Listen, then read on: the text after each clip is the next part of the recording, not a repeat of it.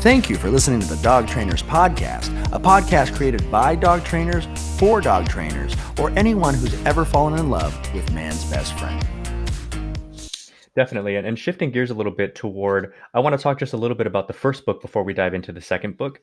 And it's interesting that you talk about developing that world, because again, I know that you and Jeff and everybody else with the Good Dog team and all the other people that I see you guys kind of collabing with on a regular basis, you guys actually took the time to develop a world that not only represents yours, but that's really kind of paved the way for lots of newer dog trainers. Mm-hmm. Like we have a friend who's a younger dog trainer. How old is Shona? Like in her early 20s, right? Like mid-20s. Oh, mid-20s. Okay. And she, when I say loves you guys, Sean, like she loves you guys. Like when she found out that we were having you on, she was like, "Oh my God."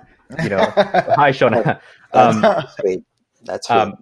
But it just goes to show you guys had and have the foresight to understand, because again, the bullshit is there, the pushback is there, the negativity is there.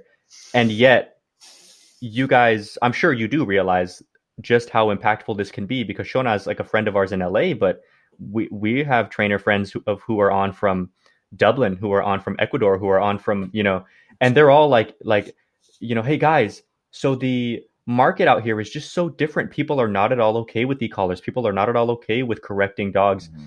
How do we find the words to help them? And I'm just like, here, take this, you know, send the book out or you know, or something. And it just goes to show, it's an example of like, look, if these guys can do it this amazingly well, it can be done. So go and do, you know, and it kind of plays back to the original point of like, you can do it, you know, stop feeling bad for yourself and do it here. Here's literally the formula, go, you know, and I think it was important that you guys took that time and did all that. And I think that it's important that the trainers of today continue making videos and so on and keep kind of fighting the good fight. So as we come to the first book, not that many anyway, dog trainers even write books. And it's another medium. It's another way of getting information across. And like I said, I followed you guys like to no end, you know, and even so, the first book, it was information that I guess I've heard you say before, but there's something different about having it in an audible format and having it kind of concisely broken down and everything else, that it's just not the same. You still earn value out of it. And you know, and so I know that you guys had a fun story writing the first book, you know, so I just wanted to start with that a little bit if we could. So it was a very interesting time.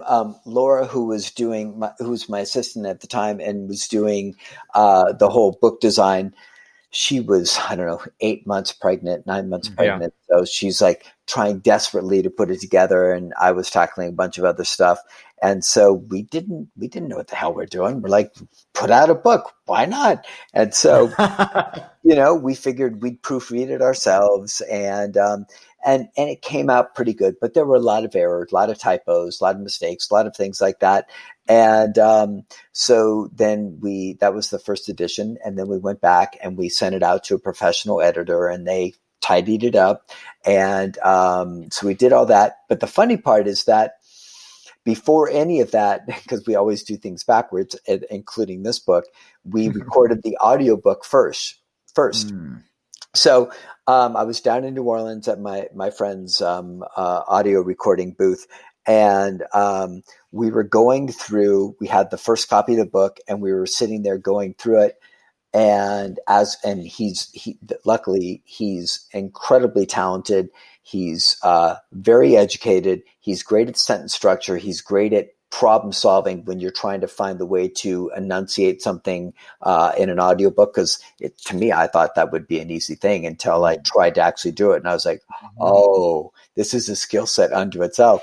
And wordsmith. Yeah. But also like pauses that aren't even there in punctuation.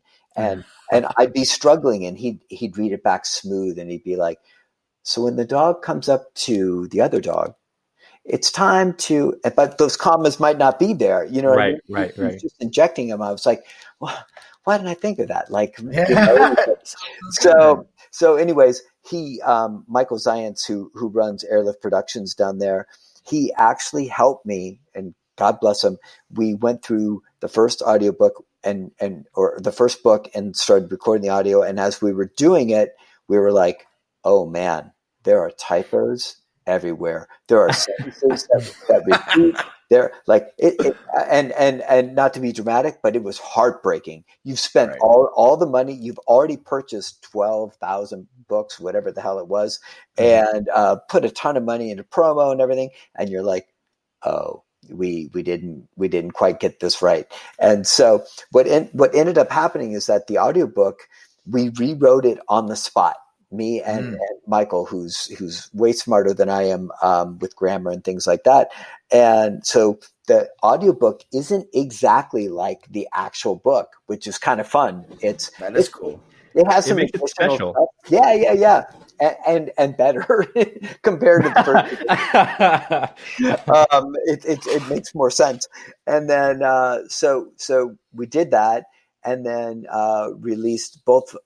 Released all the books, but we did it originally on our website. Didn't do Amazon. We didn't know. We were still figuring things out. Like, is it better? Bigger margins on our own website? Okay, Amazon's going to take a huge cut. Audible's going to take a huge cut. But then you get down to brass tacks, and it's like, well, do you really want your part of your team spending 10 hours a day packaging books and doing things like that? And so then we decided to move everything to Amazon with, I think, the second book, Closing the Gap. And then this one is going to be an entirely Amazon-based book, except we'll do some special orders for bulk stuff and things like that. So that's kind of the strategy with it. But once again, we did the audio first, right? So there we are. With this book. With the new book. Yeah. Oh, okay. Absolutely. And so we read it down, and luckily we had already had it edited. So the so it's the same. so the typos and all the silliness were largely not there. And, so Mike was happier this time. Exceptionally so. And gave me some compliments. He's like, "Look at you, you're flowing, and you've got." I was like, "Look at the pauses." I'm learning. Yeah, look at the pause. I'm learning.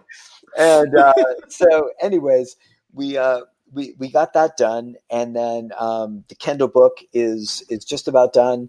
But what's really happening, and I have to look at it after this podcast, go back and then make the final call, make sure all the pictures that are in there, that we like the pictures, that they correspond to the story, that they add to the story of that particular piece, and make sure there's no typos, and then sign off on it. And then it's in God's hands, and we'll see what people think about it.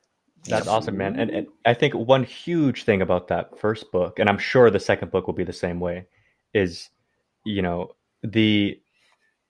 just the utter amount of feedback, all the dog trainers that I would see, who were like, "Oh, I recommend it to every one of my clients. I buy it for my clients." Yeah. I already told one of my clients yesterday morning, I was like, "Yeah, so we have Sean O'Shea on." And I was like, "You don't know, but we have Sean O'Shea on." And like, the second book isn't out yet, but when it comes out, I'm going to buy it for you, because she's having the same sort of struggle getting comfortable correcting, and it works really well with this dog, but she just doesn't do it. So I noticed all kinds of trainers, even now that the second book's on its way out, and it's been years since the first one came out, they're still like, "Oh, I order them and I give them to every board and train that goes home." And so how to what extent was the book just like amazingly well received? To be honest, we never expected dog trainers to ever start selling it to their clients or handing it out to their clients, especially because, if it would have been a book that would have been maybe titled and marketed in a way that was a little bit more generic, How to Train a Good Dog, and maybe my name's there somewhere, but it's like The Good Dog Way, right? It's our brand. And so I was like, I can't really see a lot of people being able to do that or comfortable to do that. But I was really wrong. Folks jumped into it, and it started slow. We started to get some small orders, and we were getting great responses back from owners. And for me, after coming through the trauma of typos and the book being a wreck at first, I was like, oh God, what are people going to think?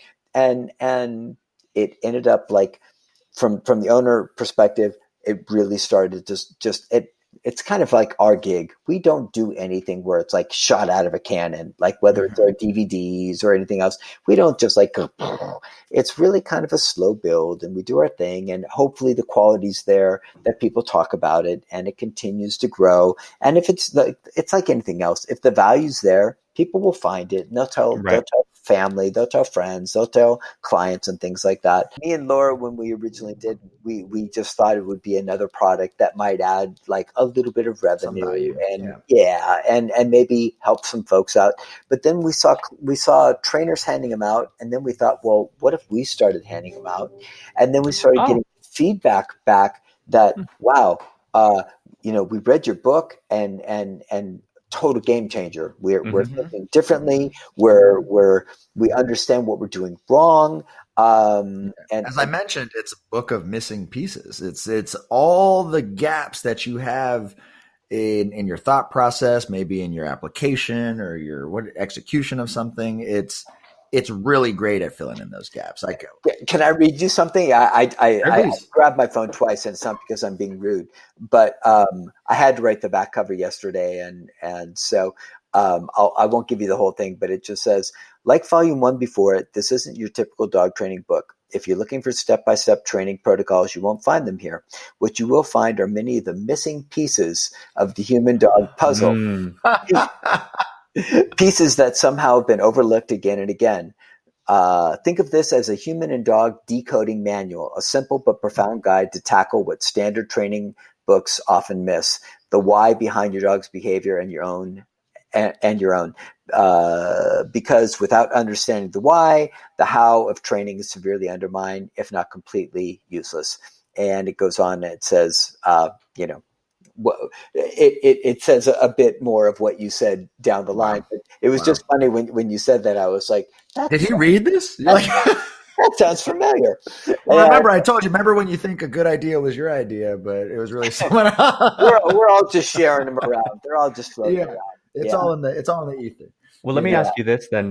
So the first book obviously being such a big success, and again, not just, I'm glad that it was like a success in the sense of like it sold a lot, and I know that's obviously very nice and everything else, but also just that people just got so much value from it, and just knowing you as, and following you as long as I have, I know that that's definitely the part that you were really like, okay, wow, I didn't realize I was going to change this many people's lives, and it's important to do. And also I think you guys, again, having done videos and stuff, me and Brent having doing like a podcast, there's something very valuable in terms of like, how can you help as many dogs as possible throughout your career to have something that's concrete and it's kind of forever.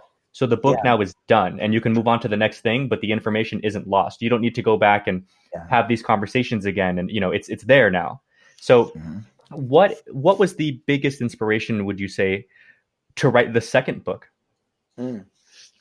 Well, as you know, I think you guys know the structure of how I can't sit down and write a book from, 0 to 250 pages. I would blow my head off. I can't do it. But what I can do is take ideas that are interesting, provocative, that stimulate me, and then write a post. And then typically the way the formula works is we'll do that for a year or two. And then I'll go back and I'll start to look through the ones that I thought were most impactful. I'll look at shares, I'll look at likes, I'll look at comments, but I'll also read it myself and feel like, okay, what do I think about it?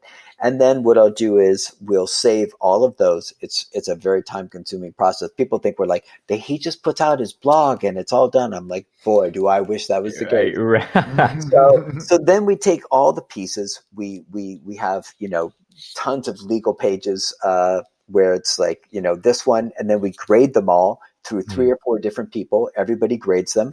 And we start to decide, okay, here's the bulk of it. And we're probably going to shoot for an extra 25 to 30 pieces than we need in case we have to throw some out. And then what I do is I rewrite them all, which is another way that you want to like go and put a gun in your mouth, because it's one thing to be excited about an idea the first time. You know what I mean? And be like, oh, cool. Like this is really like, oh man, I can't wait to get this out into the world. It's another thing where you're like, okay, it's still interesting. It's still exciting, but there's not quite as much momentum. So you have to really put your nose to the grindstone. And of course, it's going to live forever. So you want to make sure it's got the quality behind it. So Right.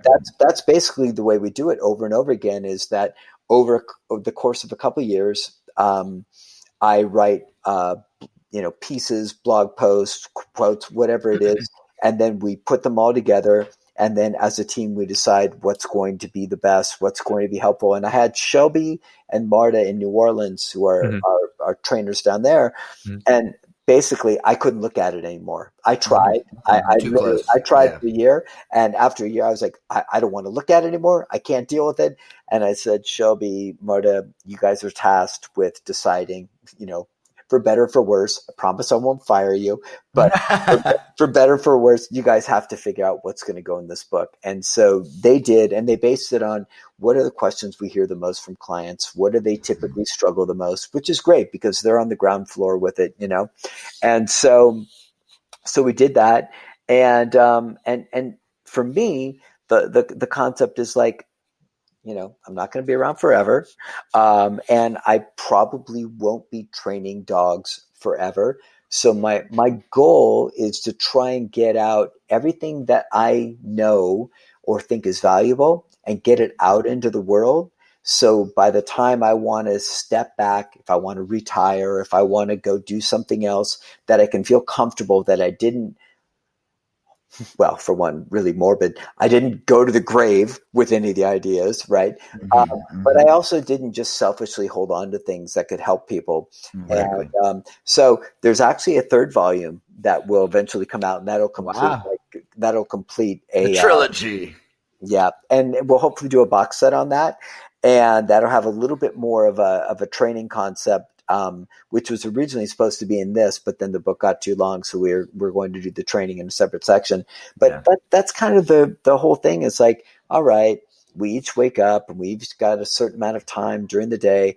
How can I try and make sure that I do the best I can to take the ideas that I've got and get them across in a way that helps the most folks, and not to sound like, Mother Teresa or anything, but that's what motivates me and gets me doing the thing. And I think that I could honestly feel comfortable that after those 3 books and the DVDs and all the other posts that live on social media, that I could walk away and be like, you did it. You did a solid job, man. You're okay. That's amazing. So that's kind of where that's at. And then, to be honest, I have about 20 other books I'd like to write that are not necessarily dog. They may or may not be, but they're not necessarily dog related. It's like lessons learned from dog training. Yeah. That would be a good one.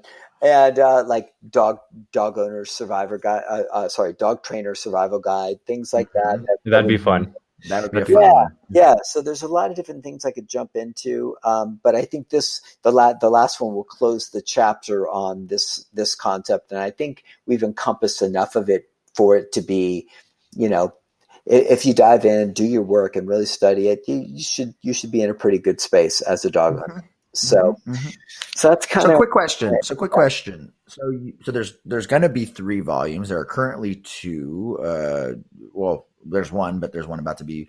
What is the difference, would you say, in your mind, volume 1 to volume 2? And you mentioned a little bit about volume 3, but what can audience expect? So for one, less typos. Right. It's actually the way it looks. It's put together. You guys haven't been able to see an actual finished product, but it's designed at a higher level, so that's stepped up. So it should be more enjoyable as an experience. But the writing, I don't mean this egotistically, but I think I've finally learned how to write to a degree that I feel not necessarily like proud of, but not embarrassed of, which is a good space to be in, right? And so I'm pretty hard on myself. I can't watch the DVDs. I can't read the old books. I can't do any of that stuff. But I feel like the second book, I definitely tackled some heavier subjects. I did it in a more nuanced fashion. I think it's more of an in some ways this might sound like it puts people off, but it's a slightly more adult book. As far as the ideas being more deeply explored and maybe pushing some boundaries. And I really hope that we manage to tackle the stuff that we didn't tackle in the first one in a way that continues the journey of helping people do a better job with their dogs. Because frankly, when I started out in 2000, probably 2000, and there just wasn't much around like that. And so you kind of had to find your own way. And so I'm hoping to, make a difference in that stuff. You brought up exactly the point that I had written down here, which was, we've touched on it a little bit earlier, but I couldn't agree more that the second book, something that's different is you definitely dove in a little harder, so to speak, right? And we brought this up earlier because as I wrote it down, I noticed it kind of echoes the more firm tone in social media as well. And so I definitely feel that, and I can certainly feel the importance of that because I see it happening in real time too. Again, with social and stuff like that. So I was reading the book, and there's that whole moment where like you're going through it, and of course it's good and everything. And I'm like, okay, I'm enjoying this. But then you read the one thing and you're like, there you go. And then you read another thing and you're like, aha, okay, so this is one of those type of books where it's important, I think, to tell people. Like I feel like the first book, if it kind of, begged the question like, hey, when was the last time you kind of looked at yourself?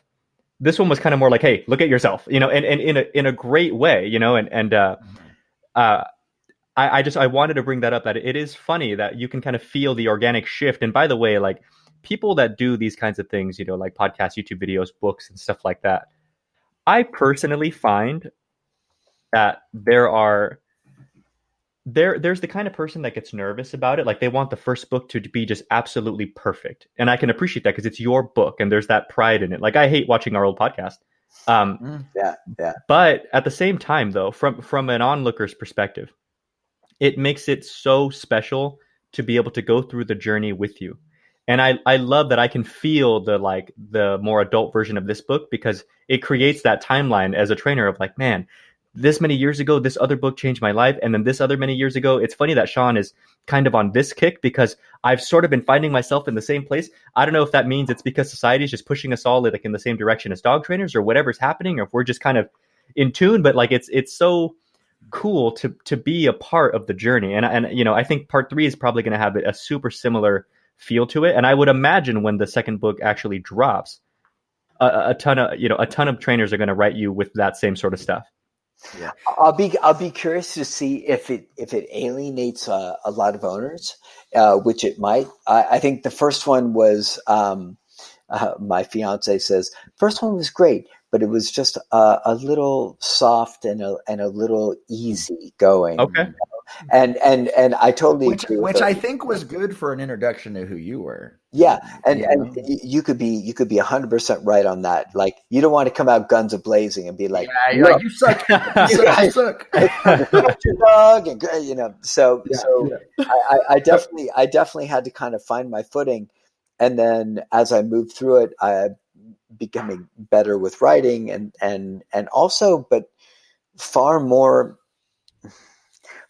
motivated about trying to spread information about, for me, which is really important, is not just the dog training, but human beings becoming stronger, more courageous, and standing up for themselves, which might sound like some kind of like political rah-rah speech, but it's I watch so many people struggle in relationships, personal relationships, canine relationships, friends, family, whatever. And it's almost always because boundaries, emotional intelligence has not been, something that they've worked on.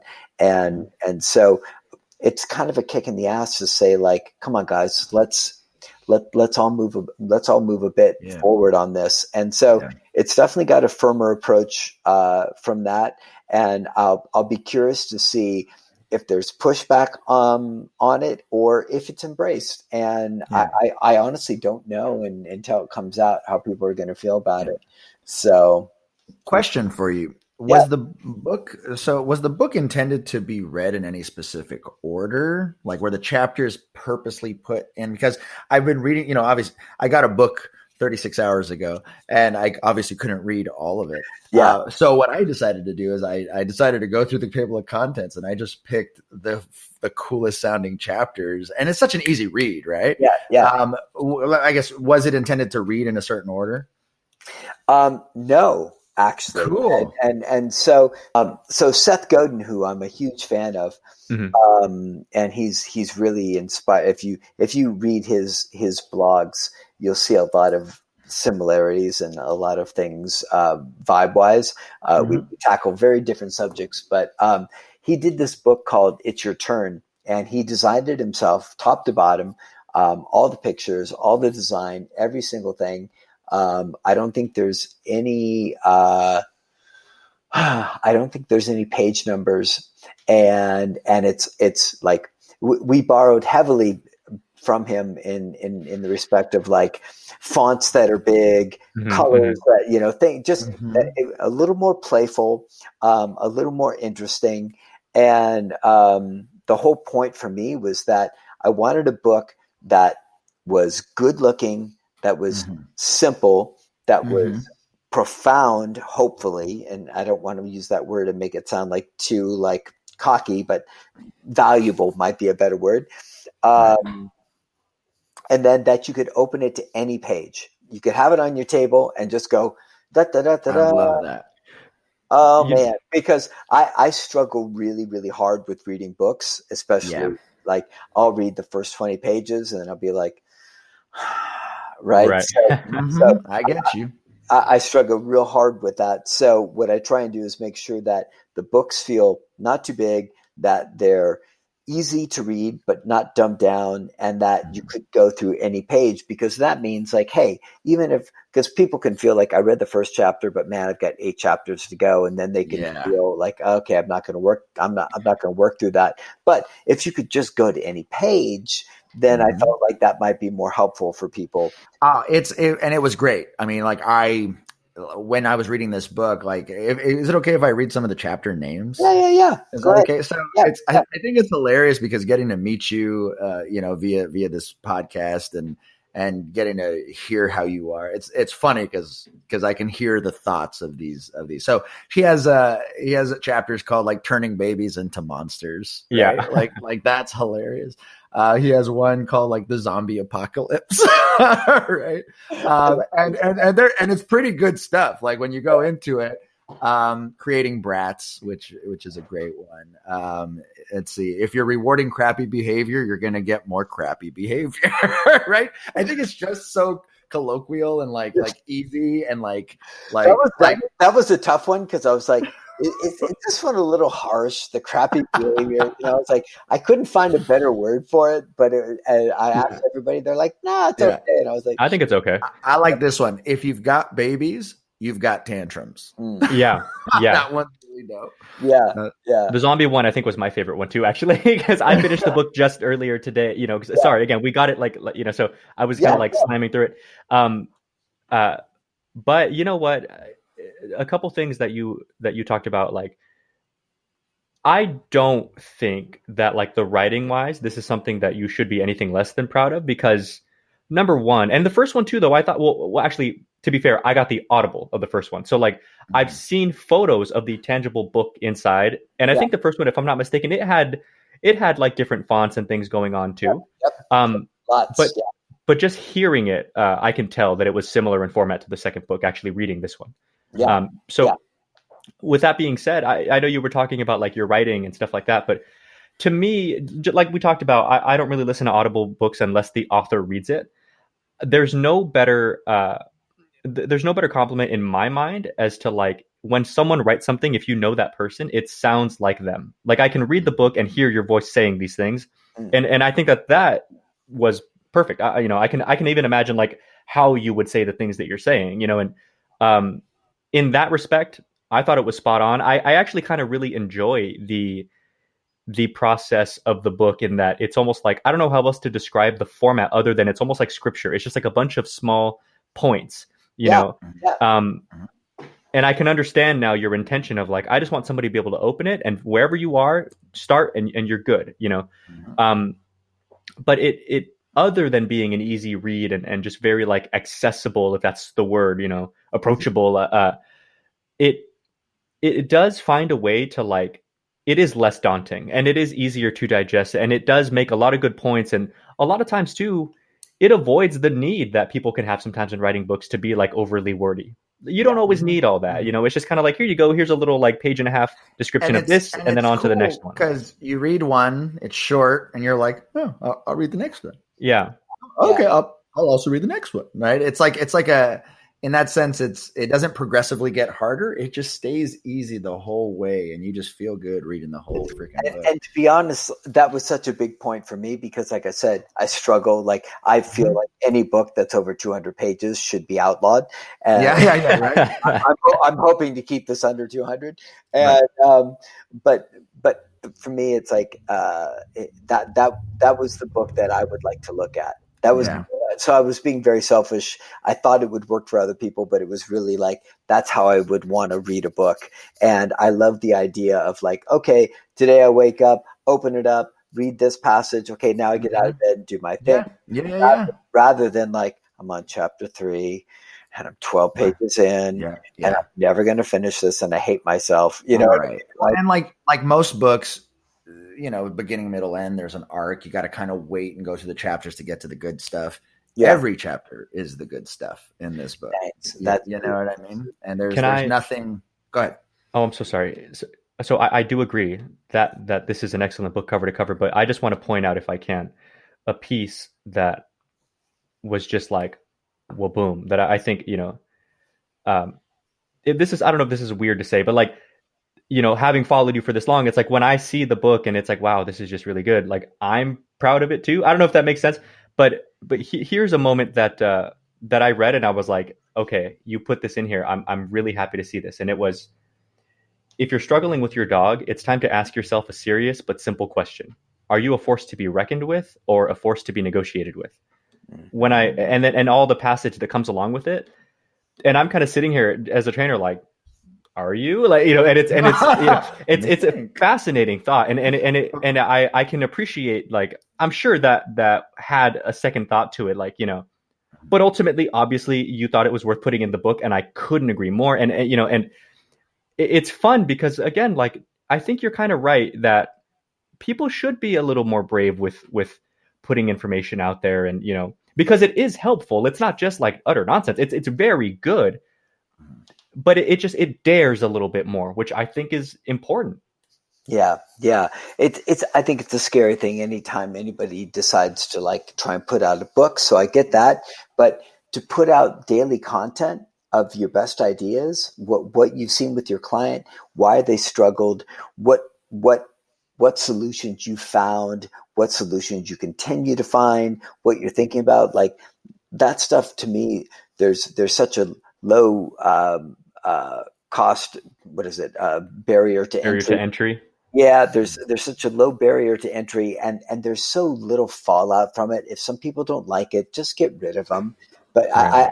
I really struggle with folks that are like, yeah, I'm just kind of sitting on it. It's like, man, take 30 minutes and write something, even if it's one paragraph, and see if you can find something that might touch people. Right? Mm-hmm. It doesn't have to be the all-encompassing, you know, dog bomb, and everybody's like, oh my God, that was the most ingenious thing. But if you can get 5 people to start to see something or think something, you never know what you can do with it, you know? Right. So that's amazing. Let me ask you this. Here's a funny question. So you guys are finishing up the second book. Yes. Hopefully. Hopefully. Was this one, I remember asking you about the book. You and I had a call about a rescue dog that I was working with. And this was like a year and a half ago. And we were going over stuff, you know, e-collar and everything else. And I remember right before we had hung up, you were like, all right, anything else? And I was like, yeah, do we have a release date on the second book? And you chuckled. You were like, oh man, I don't know. And I was like, okay, you know, So here's so I just love that story. I was telling Alexis that too. I probably bothered her so much. So like here's my question. Why didn't it come out 2 years ago? No, no, was this one easier to write? Was it harder to write? Was it the same? Um, it was probably harder to write because I held myself to a higher standard writing wise. It was easier as far as having an editor and having a team that could actually offload some of that work for me. But I think really trying to, like I said, I write all the posts originally and a lot of them end up on social media. But when I go back through them, they have to be right on the money. And so that's a time consuming, unnerving, stressful kind of thing. And to be, if I'm going to be really frank, it's like when you start off, and the way I start off is I've got this yellow legal pad, and then I start going through Facebook and Instagram and all these other spots and start looking what got the most traction, what seemed to resonate, what do I feel good about, and it goes on, and there's just page after page after page after page, and you look at that and you go, this will never get done. You know what I mean? You're literally like, this will never get done. And you have to push back against that and really just take the next step. And I think having a team helps kind of like, come on, we can do it. We've done it before. But so it was easier in that I had more support and we learned some valuable lessons. And it was harder in the fact that I was holding myself to a higher standard. But to be honest, I'm way more proud of this one. We went out, we did a photo shoot multiple times. So the photographs would be like really special. So that's great. And like you know how it is. You put something out in the world and you like cross your fingers that like, right. I hope it resonates. I hope it's not a big pile of crap that everybody's like, nice work. Way to waste 2 years. Right. So, so I'm really hopeful that it builds onto it. I don't know what trainers are going to do as far as, because they've been buying so many bulk orders of the first and then sending them out, if they're going to want to include this or, they're going to choose one or the other. I'll be curious to see how that works. And I don't mean that from a financial standpoint. I just mean logistically, like, Sure. Are they going to buy 2 books and then say like, here's your homework, which has been a cool thing for so many trainers, because I think a lot of them, what I found is a lot of trainers are incredibly bright. And then when it comes to trying articulating concepts and getting them into a way where they really land with their owners, they feel like they fall short, and they feel like this book kind of helps shore that up. And so, I don't know. I hope it helps and continues to, just do good things. That point right there, the ability to articulate in a way that lands and not be overly wordy and annoyingly like clinical and anything like that. That's always what I've like found from my own perspective anyway, of being like just the thing that you do that people can't do.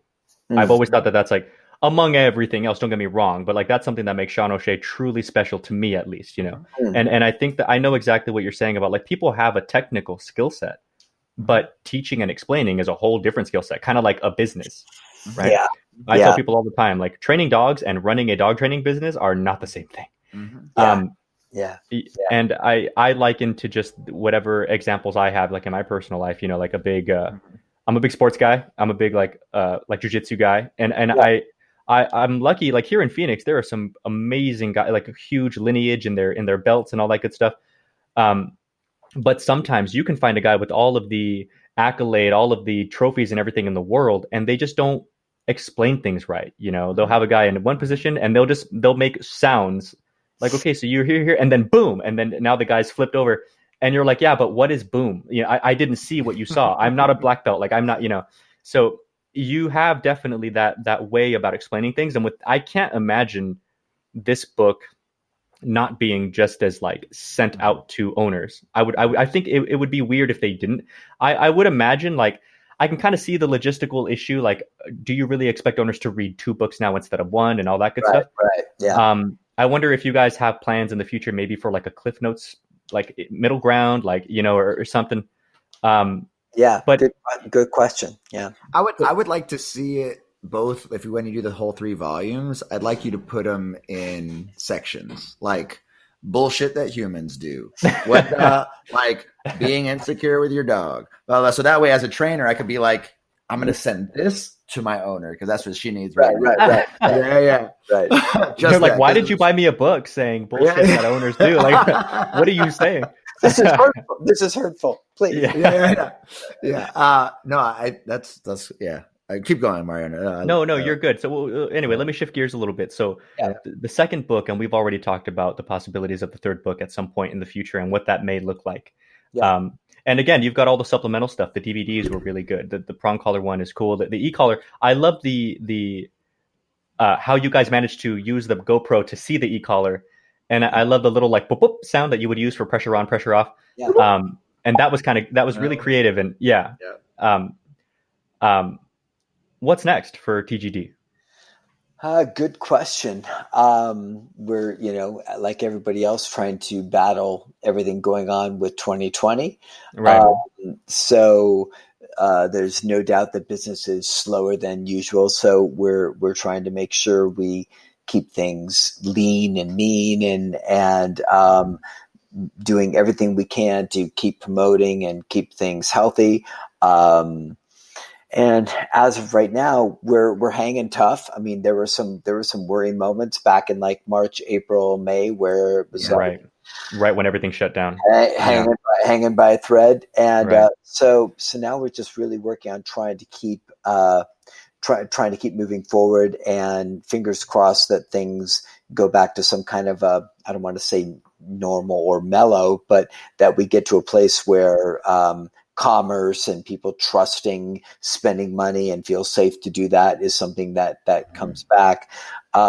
We've got clients and we've got shadow programs, we've got seminars, and we've got Black Friday coming up. So we're trying to leverage all of the different things that we can use, and then meanwhile just be safe and not make any stupid decisions. And like the budgets, typically when we do the book releases or DVDs, we spend a pretty decent budget on promotion as far as like creating really like pretty snazzy kind of promotional stuff. And so I think we're going to go super ghetto and try and find like a really kind of grassroots way of doing it, and see how that goes. So you let us know how we can help that too. I mean, we would love nothing more, So if there's little promotions and things that you can send us that we can then push out on our end. We were also planning on cutting up, like, of course, editing the entirety of the podcast, putting that up, but then kind of Joe Rogan style, cutting up certain clips here and there and putting those up in different places and see if we can help generate some of that, Awesome. Yeah, I was just going to say something that, and I try and post it on the T3 VIP page for because a lot of times the questions come up about content creation. And I mentioned this briefly earlier, but I think it's something that doesn't get looked at nearly deeply enough. And I think it's why so many dog trainers end up struggling creating content, or sound like other dog trainers. Are you still around? Leaving session in 42 seconds. Yes, I'm still here. Hang on a second. They're trying to get rid of me. Uh-oh. You still here? I'm still here. Just move your mouse. Yeah. Okay. Wow. This is that got scary for a second. Okay. And what I try and tell people, and I think they struggle with it because they want to be so immersed in the dog world. They want to know every fucking protocol, every like fancy pants thing, all the terminology. And it's like, man, if people saw what I studied every day, I study this much. There's maybe 1 or 2 people I study dog training wise. And that doesn't mean that I'm not thinking about dogs and how to make things better. It just means that I'm trying to pull from a much wider space of information. And what I find is that when I put them together, and if something just lands just right, and I manage to kind of find that right mix, it grabs people in a novel way. And then they're like, "Oh, that's so cool!" And it's talking about kids, and it's talking about relationships, and I'm like, "Yes." And people will say oftentimes, this sounds like it's talking about kids, and I'm like, that's because I'm never just talking about dogs. Right. And so I really try and encourage people to like push out. You have to be careful if you push stuff and include stuff that doesn't really jibe and feels like you're hardcore pushing the agenda. I think that can be problematic. But if you're smart and you try and look out for, and that doesn't mean be watered down, but if you're smart and you figure out, okay, how can I just posted up a post that had a little bit to do with dysfunctional relationships and then wrapped up with politics. And I rarely post anything about politics. And one of the first comments was, just like, I really don't like when you post about dogs or post anything but dogs. Right. And so I just, it's like, I'm sorry, but I'm never going to be that. The thing you like about me is the fact that I don't do that. You just you don't realize it. You think that it's so cool what you're saying about dogs, but you don't realize that I pulled that from Milton Friedman or this economist or this professor and then put it together and found a weird kind of overlap or parallel. And then and I know we talked about this already a little bit, but I just don't think enough people look at how they can take a broader view of the world and then find the parallels with dog training and make it really fascinating and unique for people. Right. So, that's one thing that I really loved about dog training. And I've been mentoring dog trainers for out of the 12 years I've been doing this, for at least 8 of those years. Right. And what I've noticed is there's such a huge opportunity for self-growth as a dog trainer, because there are those certain dogs that like, I don't know how to handle this dog. Well, it's because there's something in you that you need to handle, whether it's patience or structure or accountability or whatever it might be. Yeah. And a lot of the trainers that I mentor are early 20s, mid 20s, and that's the toughest part of youth, right? Is those ages, right? Yeah. And there's just this beautiful part of what dog training can provide as far as personal growth, self-growth, and I think the only way one can actually truly grow as a dog trainer, as an entrepreneur, as a business person, is you have to take that wider lens view of things and see how everything works together. Because, as a child of ADD myself, I'm really good at honing in on something and dissecting the shit out of that if I'm obsessed on it. But then I have to pull back my lens sometimes, and I have to be like, that's the same thing in this, and in finance, and this and this and that. And then what happens is just you create this schematic of the world that's no longer scary, because it's true. If it's true in dog training, it's true in real life. Right. If it's true with my dog, it's true with me. Right. And so that universal truth that you bring up so eloquently in your writing and your posts and stuff like that, I love interviewing trainers and being like, man, we got so much in common. You know what I mean? I love it. That's awesome. Yeah, I'm hoping that more and more trainers start to kind of have the intellectual curiosity and the courage to go out and start looking for things. And of course, you have to be careful. You say dumb things, you're going to get penalized. But of course, try and put some things together that people haven't heard the same way, and be prepared to write a lot of bad posts for a long time until you get to some better posts. Like I could put up some posts right now that would curl your hair. So it's just the way it is. So it certainly wasn't always like this, and I'm really proud to be in a spot where I think we've done some good work, better than the last one, and I'm crossing fingers that it's received in the same way. Right. I want to ask you a question and change the subject a little bit. And this is something we do with every single one of our special guests. We talk about dog training is art all the time, the art of dog training. And the reason we kind of call it art is because, as you mentioned, there's not a lot of rules on it. There's not a lot of, there's so many, it's such a widespread spectrum of ideas. And so we proposed this to Tyler Muto, Michael Ellis, Tom Davis, and we asked them, okay, and some of our other guests, Melissa, Vanessa, and we said, okay, if you were to look at, okay, you are an artist as a dog trainer, right? You're the human. And we were to look at dog training as an art form. Okay, what's your canvas? What's your paint palette? What's your paintbrush? What's your this? What's your that? Right? I'm just thinking of everything I saw in a Bob Ross video, right? And so we asked Michael Ellis, we said, we asked Tyler Muto, we said, okay, so what is the spectrum of colors? He goes, your understanding of how things learn stuff, right? And your classical conditioning, your operant conditioning, your schedules, all that stuff. But even to put it more of a simple way, how do things learn stuff? Because you have to understand learning theory. Yeah. Michael Ellis said, technical skill. You have to put in the reps. You have to put in the practice. And that would be a tool that an artist needs in his toolbox, is the technical skill. And we asked Melissa and Vanessa from Ecuador.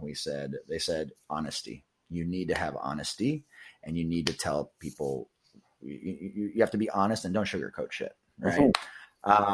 If I were to ask you, Sean O'Shea, this toolbox, we're artists.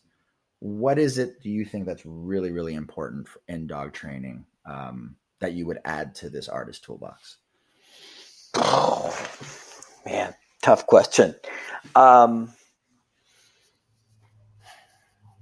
For one, I'd say if I look at what I try and share with my team, is an incredible focus on creativity and rules and blueprints that we have that we're absolutely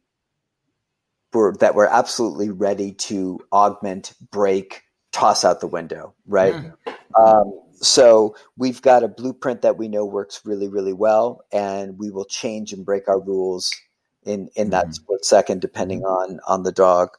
So, like it's okay to change your mind. Yeah. I tell people with like shadows, I will literally tell them, okay, so do this, and then when I see a different response from the dog, I will tell them, forget what I just said. This is absolutely not what the dog needs. I'm going to move in a different direction with the dog like this. And so I look at demeanor. I look heavily, and I don't hear a lot of folks talk about this, but I look at personality and I look at demeanor, rather than breed, rather than drive, rather all that than that stuff.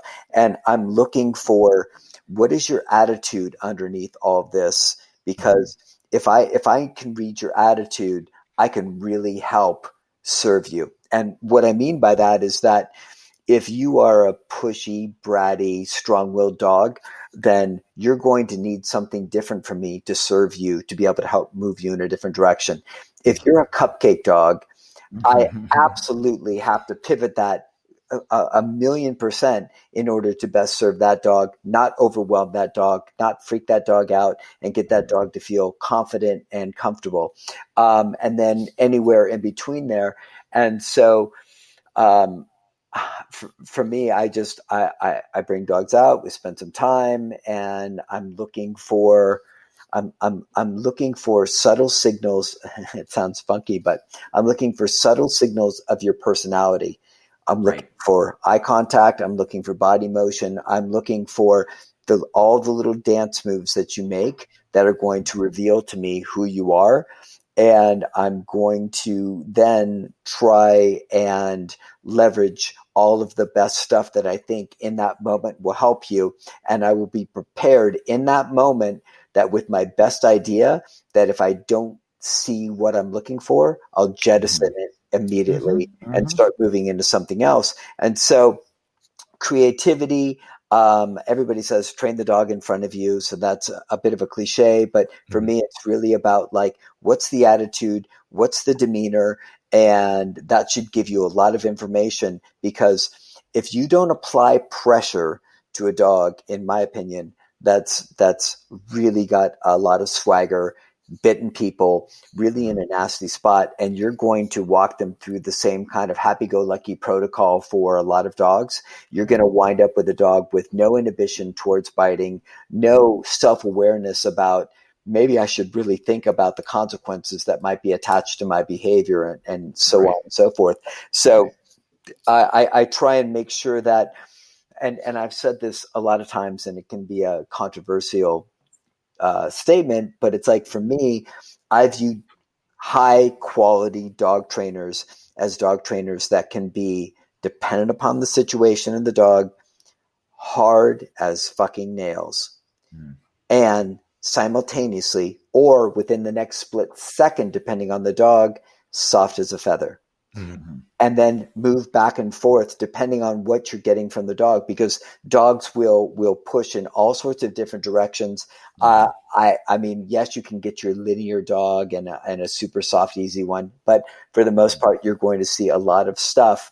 And especially if you're applying pressure, if you're trying to move the dog forward, you have to expect that the dog's going to give you some guff, and you have to figure out for me, it's just a simple thing. How do I best serve the dog?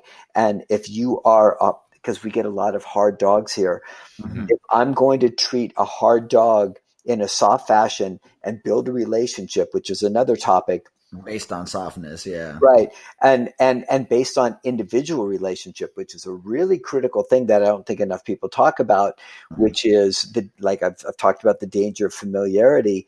You build a relationship with the dog, and you feel like, well, he's solid with me, he's solid with my pack, and then all of a sudden you change the context by one thing, and you have a dog fight, or you have a dog bite, or you have a resource guarding, or whatever it might be. So yeah, for me, it's really about it took me a long time to get to the point where frustration was not on my menu, where I could absolutely manage, monitor, and present whatever I felt would lead the dog in the right direction. And I don't mean just tools. I and people like Shadows and my team here, if I'm working with a dog in a weird space, I will modulate my behavior tremendously. And I don't mean just with the tools. I don't mean just with the e-collar. I mean how fast I breathe, how loud I talk, how fast I talk, what my body position looks like, how fluid I move my arms, all sorts of things to cause the dog to feel different about being near me, or about being in front of me. Same way with the dog who I think is ready to push boundaries. I might come on a little stronger, and I might be a little more angular, and I might speak a little bit more like this, and I might want to try and elicit a behavior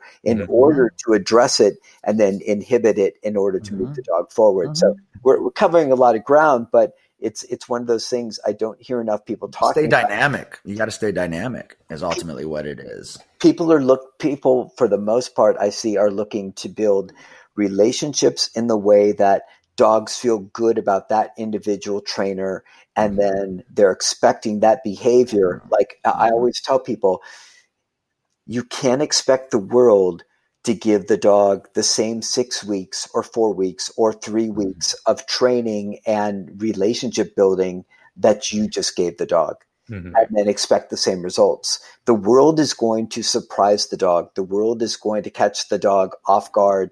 And so you have to be super careful about how do we try and prepare a dog for a world that is going to be not tiptoeing around them. You know what I mean? Where the trainer, like, we've had 4 weeks to become buddies, and now you're sending the dog back home, and the dog's got to go to, like a cafe or something like that, and waiter walks up and gets within 2 or 3 feet. Have you addressed that? Have you made sure that dog knows that there's an inhibition for that behavior, even if he doesn't like the presence of that person approaching? And if you don't, if you're like, well, he's great, I took him to a cafe by myself and nobody bothered us, it's like, you can be very mistaken about what you have, and you can find yourself in a lot of trouble, and your clients as well. No, you said a lot of stuff that I think is so important for people to hear. Just to kind of break it down was like, man, there's so much. I'm trying to break it down so that I can organize it in my head. What it boiled down to was stay dynamic. Right. Well, be dynamic. But what stuck out to my head was just kind of like, it's almost like teaching people how to behave like a dog, because dogs live in the moment, and it's from this to that and this to that. And it's your job to play off of it in a sense, because obviously defense only gets you so far. And I totally agree with like, there are certain things you can preempt and be ahead of the dog on, it was excellent to do whenever possible. But when I hear there are things as dog trainers, we anticipate the wrong thing to happen. And a lot of people, they anticipate the right thing to happen. They're like, well, I pet him, so this good thing must happen. Or I gave him a treat, so now he should all of a sudden love me, right? And so we're kind of in essence, what's the word? Like pessimists. Like he's going to break the command. He's going to bark. He's going to lunge. He's going to do this. He's going to do this. And it's that ability for us to be ahead of that behavior that gives us the edge, right? We're able to anticipate. You can only control behaviors if you're ahead of them, right? Right. Well, again, it's the whole like, are you protected or are you prepared, right? So I think it's important. I don't even necessarily consider it pessimistic. I would call it prepared, right? I would call because we're ready for it. Yeah. Right. And you're. But we're assuming in our position, we're assuming for the dogs to fail versus succeed once they've been guided. Right. Like, once we got them. It is a funny thing to try to dance that line of like, I'm ready to correct your ass, but also I am ready to reward you. Like, you let me know. Yes. And it is a dance, and sometimes there's that push. There's that pull. There's that 1 second where, the dog just said, I'm going to try this out. And we have to be ready to catch that. And we have to be ready to reverse it and be like, you thought you could pull that on me. And if the dog goes right back into the spot, then you have to mirror that immediately. Yes. Right. And I find so many trainers struggling with that mirroring concept. Right. They feel like, oh, so you're being a jackass. Okay, so I'm gonna have to be hard for the next 30 minutes. It's like, right. Well, if the dog is moved, that doesn't mean that you throw him a party, but it does mean that you should absolutely start to try and mirror that behavior so the dog can feel more. He feels validated also. Right. Yeah. Validated, but also led in a direction. Like, hey, you want to come work with me. That's the interesting thing. This is actually something I learned from Caesar, and then I learned through other psychological studies that I was on. There's always this paradigm where it's our thoughts, our emotions, and our instincts, or our actions, right? Yeah. And I think when working with dogs, what's really helped me in my own personal growth is the connection of all three. How I can think something, feel something, and do something. And there's this beautiful dance of this trinity that happens when you're with the dog, especially when you're working with aggression. It is this constant read, and it's this feel. Like, your feelers are on. You're also thinking 3 or 4 steps ahead, but at the same time, you're also adjusting your behavior to do this dance. I think we talked about this with Tyler Muto too. Yeah. And it's this beauty. And I think it's these 3 components, it takes time. It takes a skill. It takes experience. It takes knowing that you can dance that dance and having the confidence to be there. And what happens though, is you get in this zone when you're working with behavioral problems, or even if it's just a bratty teenager, right? Yeah. Bratty teenage dog. When you're in that zone, you're just trying to level with the dog so you can move them forward. And it's 3 seconds of a bite or a flare up or a leash grab or whatever. And then 10 seconds later, you're moving on. It's funny because it's the model of cognitive behavioral therapy: thoughts, feelings, actions, and it's interesting. Not only is that like true that you can exist in all 3, and you're just kind of in that zone. And the best way I can sum it up is just do what works when you're in that zone. Right? You're not too annoyed or whatever. I get really mad when somebody they feel like emotionally entitled because they're angry to drive the point home. Luna, come here, and they're like, and the dog's already here now, and they're still yelling at this dog, and I'm like, okay, well, she's there, let's go, let's move, get over your anger, but when it comes to the whole thoughts, feelings, actions thing, I think this is the way that I try to break things down to dog owners with reactive or nervous dogs. Is not only do these 3 things, they're obviously always factors, but they pull each other around. So if you've got a dog whose thoughts and feelings are obviously nervous or otherwise, feeling like reacting toward a bicycle or something like that, the magic behind correcting outbursts like that are, I understand it's not like you give a few corrections and then the dog's just like, okay, I don't care about bikes anymore. Obviously that urge is still there, that fear, whatever you want to call it, is still there. But when they get into the habit of making it real with actions less, the monster feeds itself less and less, and over time it becomes less and less. And you can pull these things in all different directions. It's not just actions, it's feelings and thoughts and everything else. And that's how, like, you can pull dogs in funny ways. Yeah. And whatever a dog is going to practice consistently, the dog is going to start to move more and more and more in that direction. And so that takes time and can be challenging for clients, but that's the game. Yeah. You don't get to turn the key and be like, cool, they're ready to rock, Yeah. So, yeah. Can I ask you this? Oh, yeah. Oh, I'm sorry. Can I ask you this as we kind of come to like the close here? Yeah. I, in good faith, I would kick myself if I didn't. So sorry. Our friend Shona loves you so much. Would you mind saying hello to her? I know she would like. Hello to who? Shona, Shona. Shona. Yeah. Shona Smith. Where am I looking? Here? Yeah, please. Sure. Yeah. Hey, Shona, how you doing? Sean from the Good Dog. I love that. Thank you so much. She's going to love that so much. You just made her week. You have no idea. That's awesome. Cool, brother. Well, I had a freaking blast with you, Sean. And I love that you're in Chatsworth. When you got some free time, I love to take you to fucking, Topanga Mall. We'll fucking have some dinner. Let's kick it. Let's hang. I want to just really thank you for your time, the amount of time and effort you've put into this book. I'm not finished reading volume 2. I'm finished with volume 1, but I'm going to enjoy it. I'm going to enjoy reading this book. Mariano, anything else you want to say, my friend? Man, thank you. It's always a pleasure. Always nice. And, hopefully we can have you on at some point in the future. And man, just great work with that book. One last question. I know we asked you about the art. What do you put in your toolbox? But the legacy that, every dog trainer who creates content, we're trying to leave a good mark on the industry. Yeah. What ultimately is what would you like your legacy to be as Sean O'Shea? Well, I think when I try and post, I typically find 3 things that come up over and over again. One is to get people to think about their part of it. Another is to get people to think differently about tools. And then to also educate people about the fallout of pure positive training. Not that I'm trying to go out and sabotage, but there's more. I mean, it's like hope. I want to put out videos that are interesting to watch, but that also cause hope for people that have dogs that look similar. So they're like, I'm not alone. There are trainers that will work with dogs like this. I'd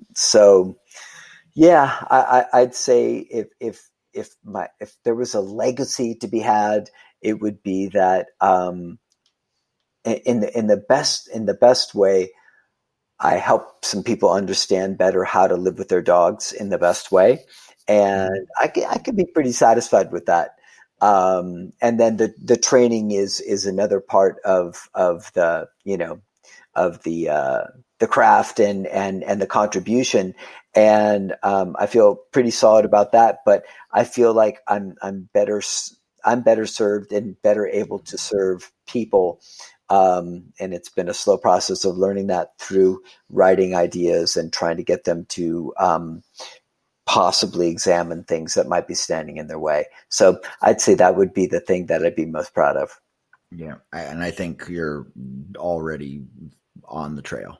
You're already almost there, my friend. Thanks, Ben. This was an amazing interview. I really want to thank you again for your time. Everybody who is interested in getting to know more about Sean O'Shea, go ahead and make sure that you guys are following his content. It's at Sean O'Shea on Instagram, Facebook, and also at Good Dog Good Dog Training. Also check them out at thegooddog.net. Also be sure, if you guys haven't checked out Volume 1 already, check out Love Them by Leading Them. And then also Volume 2, which is coming out this December. If you guys found that these episodes were valuable, right? If you learned something, if you felt that maybe your client would get inspiration, maybe another trainer friend would get inspiration, your mom, your dad, someone would get inspiration, please make sure that you guys share this episode with at least one person. And also don't forget to leave us your comments, guys, on whatever platform that you're on, Spotify, iTunes, Google, etc. Go ahead and leave us your comments, and go ahead and check out Sean O'Shea's stuff at The Good Dog. Thank you guys so much. And thank you again, Sean, so much for being on this podcast. My pleasure. It was great talking with you guys. Appreciate it so much. Thank you so much. Always a pleasure. Guys. Take care. Right. Peace, brother. Okay, peace. Thank you for listening to the Dog Trainers Podcast, a podcast created by dog trainers, for dog trainers, or anyone who's ever fallen in love with man's best friend. We really hope you guys enjoyed this episode, and we hope to see you back for the next one. But in the meantime, please follow us on Instagram and Facebook at Dog Trainers Podcast. Go ahead and leave a comment. Ask us any questions that you want. We would love to connect with our dog trainer communities all around the world. Take care, guys. We'll see you next time.